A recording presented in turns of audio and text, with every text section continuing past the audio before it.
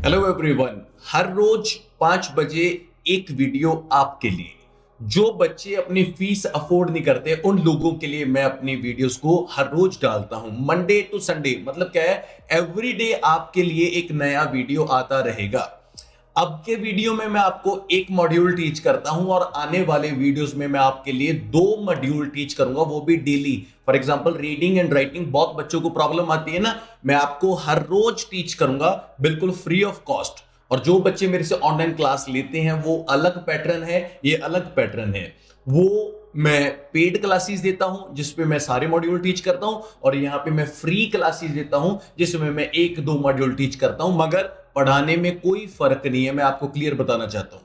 अगर आप यहां से भी पढ़ के पेपर देना चाहते हो तो मैं आपको फोर्स नहीं करूंगा कि आप ऑनलाइन क्लास में एडमिशन लें। अगर आपको लगता है कि हाँ रमन सर से ऑनलाइन क्लास लेनी है, वो आपकी मर्जी है, मैं आपको फोर्स नहीं कर रहा। अगर आपको लगता है कि वीडियोस को देख के ही पढ़ लेंगे, दैट्स ओके, ये भी बहुत है। मैं आपको ये नहीं बोल रहा कि अगर ऑनलाइन क्लास लेके पढ़ोगे तो ही बैंड आएंगे, ऐसा कुछ भी नहीं है। अगर आप वीडियोस को भी देखोगे ना तो भी आप अपने बैंड बहुत अच्छे तरीके से लेके आओगे। आज का वीडियो आईएलटीएस राइटिंग का वीडियो है।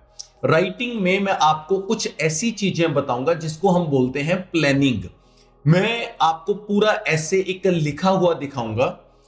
हिंदी में अगर थोड़ा बहुत ऊपर नीचे हो जाए तो माफ करना, मेरे को हिंदी इतना अच्छे तरीके से नहीं आता बोलना, मगर आप लोगों के लिए बोल रहा हूं।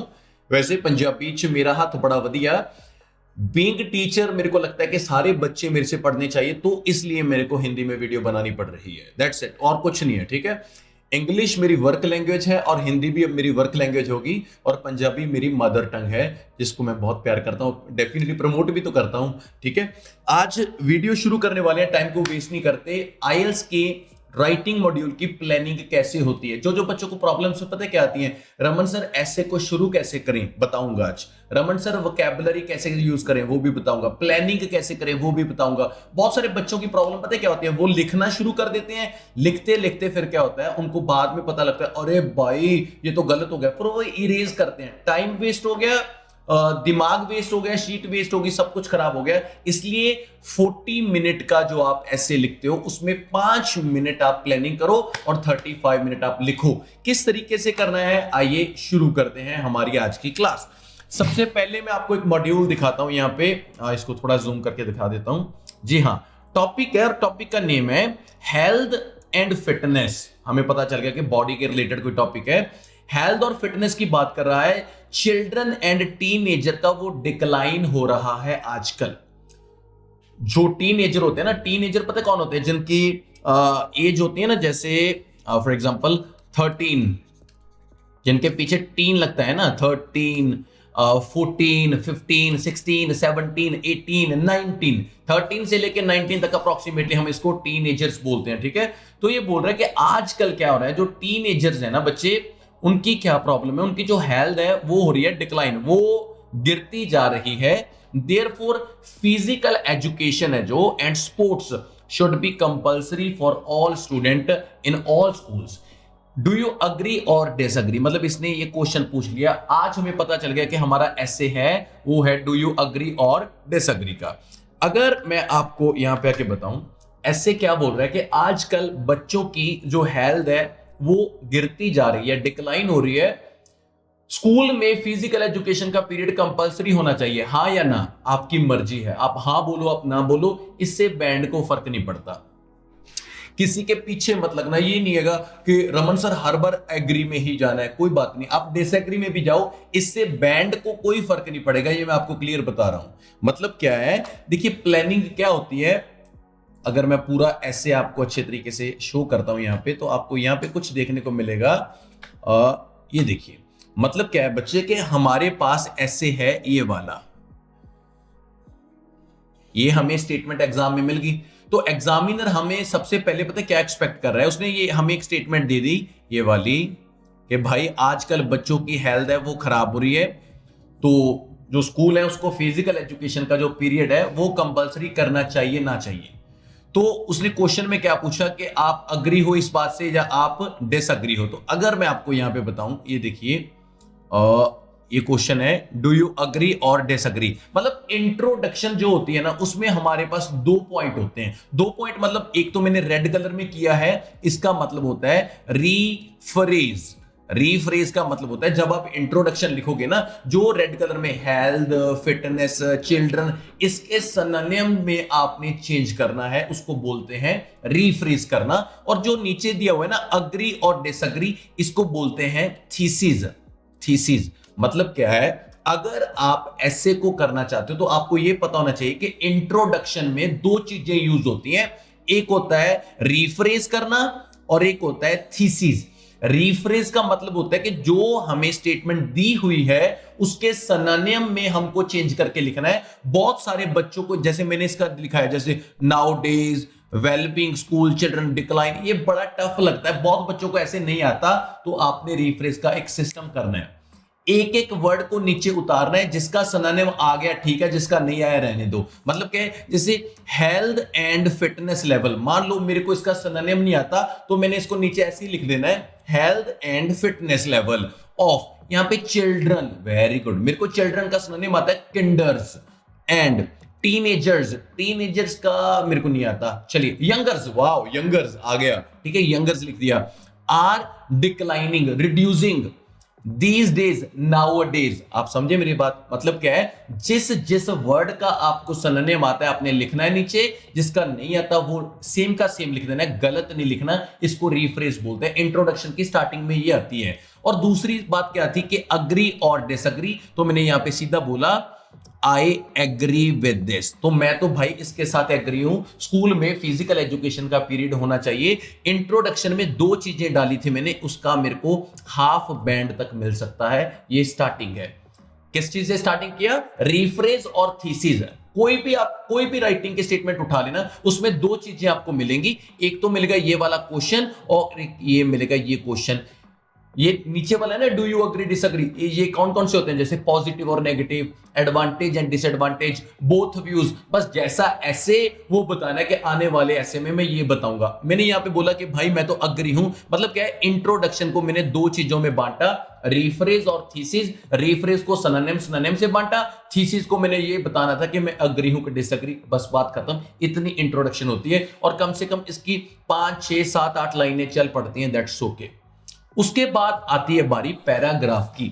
बॉडी पैराग्राफ 1 और बॉडी पैराग्राफ 2। अगर इसको बहुत अच्छे तरीके से मैं आपको क्लियर करना चाहता हूं तो आप ये बात देखिए, कोई भी ऐसे आपने लिखना है, मतलब क्या है, आपको पता होना चाहिए कि बॉडी 1 और बॉडी 2 मतलब दोनों एक जैसे होते हैं।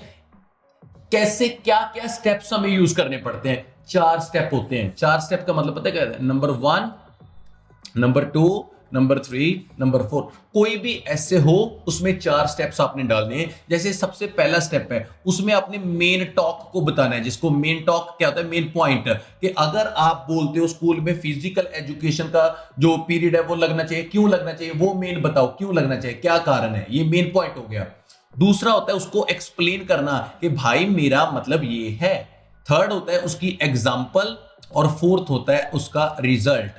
मतलब याद रखना, अगर आपको ये 4 पॉइंट आते हैं ना तो आप राइटिंग में बादशाह होने वाले हो। मतलब क्या है, कौन कौन से 4 पॉइंट है? मेन पॉइंट, फिर उसको किया एक्सप्लेन, फिर उसके दी एग्जांपल, फिर उसका निकाला रिजल्ट। मैं ऐसे को बीच में नहीं पढ़ाने वाला, जस्ट आपको ओवरऑल बता रहा हूं कि कैसे कैसे। अब देखिए ये चारों पॉइंट मैंने पैराग्राफ में किस तरीके से डाले हैं, आपको ये शो करता हूं। तो आप यहां पे देखिए बच्चे, जी हाँ, यहां पे आपको देखने को मिलेगा, लाइक यहां पे देखिए, सबसे पहले पहला पॉइंट मैंने डाला जिसको हम बोलते हैं, यहां पे हम इसको जूम करते हैं, दैट्स इट। मैंने 2 comments with the view of agreement. तो मेरा पहला जो मेन पॉइंट है, मैंने शुरू किया 2 कमेंट्स विद। 2 कमेंट्स विद मतलब क्या है कि ये वाला हो गया मेरा फर्स्ट कनेक्टर, इससे मैंने अपना मेन पॉइंट बताना है। दूसरा मैंने यहां पे यूज किया इन अदर वर्ड्स, इन अदर वर्ड्स, ये है मेरा दूसरा, 2 हो गए। तीसरा मेरा हो गया फॉर इंस्टेंस, और चौथा मेरा हो गया दस। याद रखो ये मेरा BP1 है, BP1, ये BP1 सारा BP1 ही है। मतलब BP1 में कितने पॉइंट डाले हैं मैंने? 4 पॉइंट। कौन कौन से? देखो, नंबर 1 पे 2 कमेंट्स से मैंने मेन पॉइंट बताया, इन अदर वर्ड से मैंने इसको एक्सप्लेन किया, फॉर इंस्टेंस से मैंने इसका एग्जांपल बताया, और 10 से मैंने इसका रिजल्ट। कितने पॉइंट हो गए? 4। मतलब याद रखना एक बात दिमाग में, कोई भी बच्चा ऐसे को लिखने बैठेगा ना तो उसको एक बात क्लियर होनी चाहिए कि रमन अगर पेपर में ऐसे लिखना है, पैराग्राफ लिखना है तो 4 पॉइंट हो, अंदर अपनी मर्जी से लिखेंगे स्टेप बाय स्टेप, वो देख लेना। अगले कल को ही मेरा वीडियो आएगा, इसी ऐसे को मैं एक एक पॉइंट को क्लियर करूंगा, एक एक लाइन को पढ़ाऊंगा, मगर आज आपको जस्ट इसका ओवरऑल बता रहा हूं कि पैराग्राफ में 4 कनेक्टर यूज हुए हैं। 4 कनेक्टर कौन कौन से? To commence with, in other words, for instance और दस। ये 4 रिजल्ट है, मेन पॉइंट, एक्सप्लेन, एग्जाम्पल और रिजल्ट। और बॉडी 2 में भी ये 4 पॉइंट होंगे, मगर याद रखना इसके कनेक्टर मैच नहीं करने चाहिए। अगर मैच किए तो हाफ बैंड पर कनेक्टर जाएगा। जैसे यहां पे मैंने यूज किया फर्दर स्ट्रेंथनिंग द व्यूज, मतलब क्या है, पहले में क्या था? टू कमेंट्स विद, मतलब आपस में BP1 और BP2 का कनेक्टर मैच नहीं हुआ। दूसरा, जब मैंने इसका एक्सप्लेन किया, इसका कहां से किया था? इन अदर वर्ड से, तो इसका मैंने बोला टू एक्सप्लेन इट, ये देखिए ये भी मैच नहीं हुआ। तीसरा, एग्जांपल के लिए यहां पे मैंने फॉर इंस्टेंस यूज किया था, यहां पे मैंने टू एपिटोम किया, ये भी मैच नहीं हुआ। और चौथा रिजल्ट यहां पे मैंने दस यूज किया था, तो मैंने दिस एविडेंस प्रूव्स दैट, मतलब याद रखना बॉडी पैराग्राफ 1 और बॉडी पैराग्राफ 2, इसमें भी तो देखिए 4 पॉइंट है, 1 2 3 4, मतलब याद रखना बॉडी 1 में भी 4 पॉइंट, बॉडी 2 में भी 4 पॉइंट, किसी कनेक्टर का आपस में मैच नहीं होना चाहिए। इसके हमें यूजुअली क्या होता है, ये मैं आपको क्लियर करता हूं, ये रहा बॉडी 1, बॉडी 2, और कंक्लूजन में कुछ नहीं करना, कोई नई चीज नहीं डालनी, और किसी के पीछे लग के ना ये नहीं नट शेल बट शेल जो नेट से मिलते हैं, ऐसा कुछ नहीं है। आपने यहाँ पे नॉट ओनली देखा, आपने यहाँ पे बट ऑल्सो होगा, यहाँ पे ये रहा बट ऑल्सो। नॉट ओनली लिख के जो आपने BP1 में लिखा है वो लिखना है, बट ऑल्सो लिख के जो आपका BP2 में लिखा है वो लिखना है। इतना सा ऐसे होता है और कुछ भी नहीं होता है, ये सच्ची बात है, बिल्कुल डरा के नहीं मैंने आपको पढ़ाया। अगर मैं इसका ओवरऑल आपको बताऊं, मैंने सबसे पहले क्या किया था, इसको हम ऐसे करते हैं, यहां पे रखते हैं। सबसे पहले मैंने यूज किया था इंट्रोडक्शन। इंट्रो में मैंने क्या क्या यूज किया? 2 चीजें, कौन कौन सी? Rephrase plus thesis. आपको सबको पता होना चाहिए रीफ्रेज में क्या था, जो स्टेटमेंट थी उसको सिनोनिम से चेंज किया, और थीसिस में क्या था मैंने ये बताया कि ऐसे कौन सा है, अग्री डिसएग्री का है, मैं अग्री साइड हूं, दैट्स इट। उसके बाद बॉडी पैराग्राफ 1, इसमें कितने पॉइंट थे? 4 पॉइंट। पहला पॉइंट था टू कमेंट्स विद, दूसरा था इन अदर वर्ड्स, तीसरा था फॉर इंस्टेंस, और चौथा था दस। बॉडी 2 में भी 4 ही कनेक्टर थे, मगर पहला था फर्दर स्ट्रेंथनिंग द व्यूज, दूसरा था टू एक्सप्लेन इट, तीसरा था टू एपिटोम, चौथा था दिस एविडेंस प्रूव्स दैट। और कंक्लूजन में कुछ नया नहीं था, नॉट ओनली लिखा तो BP1 लिख दिया, बट ऑल्सो लिखा, BP2 लिख दिया, दैट्स इट। ये ऐसे का ओवरऑल है, ये प्लानिंग है। आपको पहले पता होना चाहिए कि मैं बॉडी 1 में क्या लिखने वाला हूं, बॉडी 2 में क्या लिखने वाला हूं, दोनों के अलग अलग कनेक्टर चाहिए।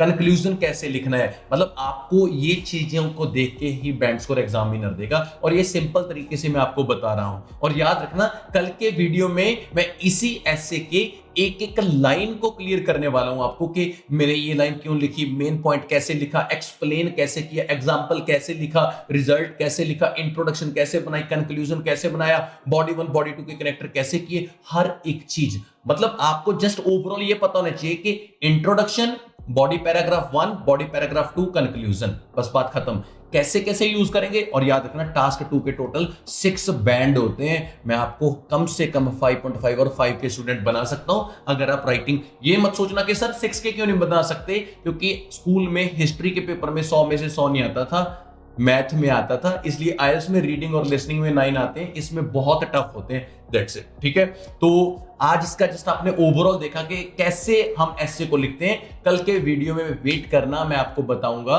कि प्लानिंग को कैसे आप एक एक लाइन को कैसे लिख सकते हो, और सेम ऐसे को बताऊंगा कैसे कनेक्टर यूज किए, हर एक चीज। Thank you very much. Video अच्छा लगा हो तो डेफिनेटली चैनल को सब्सक्राइब करो, हर रोज नए नए वीडियोस आपके लिए आने वाले हैं। Love you, thank you so much.